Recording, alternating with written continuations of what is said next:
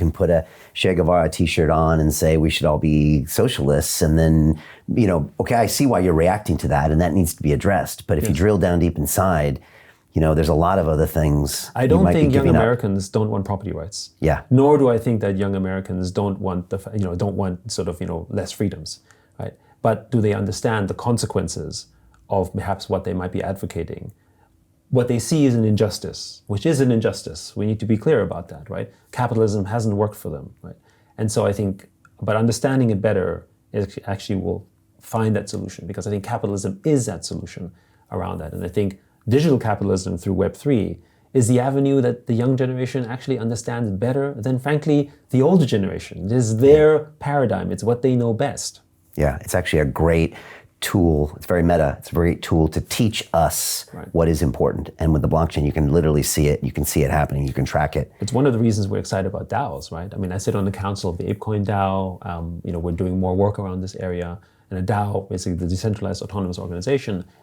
If you think about what, markets aside, what's happened with ApeCoin over a slightly more than half a year period, outside of the fact that it has a multi-billion-dollar value, has, I think, approved or at least gone through maybe 60 proposals that are so all community-led, and done and achieved more than most startups I can think of that have done stuff over a 6-month period.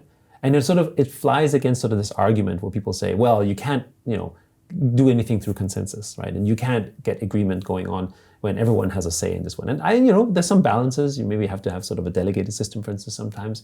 But what's demonstrated is that you can have a democratic process and still advance by building consensus along the way. And it's a different kind of work, right? It's not the work of a top CEO that basically just makes a sort of decision. For instance, people don't talk about all the decisions these CEOs make that never work, right? The litany of like new features or functions or ideas that basically just don't work. Here, you at least build consensus before the product is built. And I think that's exciting because it also teaches people about the democratic process. Because on one hand, how often do we get to practice democracy in real life? Maybe at an election, right? But, not at school, right? Maybe not at work, right? So then when do you actually flex the democratic muscle for the most part? You don't really do that. But then with a DAO, what's exciting is that so many people get to make a decision-making process where they have to sort of build consensus and they have to learn about it. They have to educate, right? The biggest threat to democracies is a lack of education. But if you actually use DAOs as a way to educate why the democratic process is important, the fact that you can have impact by making a vote, that's important as well. Then you don't feel powerless, right? One of the common criticisms is, well, my vote doesn't count. I'm one of hundreds of millions of people. Someone else will do it, right? Of course, that's not true, but that's what they think. Because again, they don't get to flex this muscle. And if you only get to flex this muscle every 2 to 4 years, it's very easy to forget what it's worth. I had a long conversation about DAOs with Kane Warwick of Synthetics, who said, Brian, I hope I'll be more remembered for my work with DAOs than I will with synthetic entities. He's like, I think it will be 10x bigger than anything financially related on the blockchain. And this is the new way that we will see governing. And he told me about how he had to run to be a council member on his own DAO. Yes. He paid like 6-figure salaries to the members. Nice. And like when people saw that, they were like, oh, wow. And he's like, this is a real system. Yes. And we're making sure it works. And just curious, how far have DAOs come?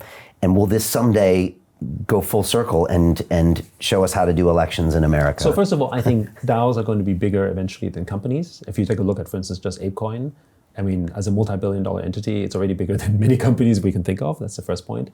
But I think, what's exciting about DAOs, because many of them won't work as well, but the cost of failure in a DAO is relatively small. The cost of failure in an actual democracy that's living is really, really expensive. There's many human aspects that come here. So which means that we can now iterate in a technological way with democracy. We can basically iterate on democracy, but at the scale and pace of technology, which means that we will learn lessons about democratic systems that we can now iterate in a fine way, that we can then take lessons and say, oh, this kind of worked, and maybe we want to introduce this type of thinking and system around a democratic process in actual government. One of the interesting things about sort of the American system, which is still, if you think about the great democratic experiment, is you have the federal government, but then you have the states. And what was the expression? I think each state is a laboratory of democracy, right? I mean, again, you have the freedom in the particular states to decide, what your processes are, which is why California can do completely different things from, say, Texas as an example, whether you agree or not. And when there's a good idea or when there's a good system that you think makes sense, you could maybe eventually bring it up basically to the entire sort of country, for instance. But, the number of states aren't enough to iterate in this new technological world. But what if everyone practices at the scale of technology, democratic ideas and functions, and something might grow really big? I believe a corporation will emerge as a DAO that will be larger than most corporations, and by definition, therefore, larger than many countries. That would be a model to aspire to. That would be interesting for people to understand. Oh, maybe we can do something here that's really creative. We should introduce this in how we might run government. I think the two will intertwine very much so. The greedy bankers are about to do it again. In 2008, they crashed our financial system and nearly bankrupted the entire global economy. Then they received trillions of dollars in government bailouts. And after, they demanded fat bonuses paid for by you, the taxpayer. It turns out the banks haven't just been screwing the American taxpayers, they're also screwing over their investors. Turns out the banking industry is the worst place you could put your money, despite enormous taxpayer bailouts. Now the bankers are back to take away your financial freedom. They lie and tell you that cryptocurrency isn't safe. They try to make it illegal for you to choose how to invest your hard-earned money. They lie and say cryptocurrency is used by money launderers and criminals. But look at the record. It's the banks themselves that launder hundreds of billions of dollars every year to the biggest criminal operations in the world.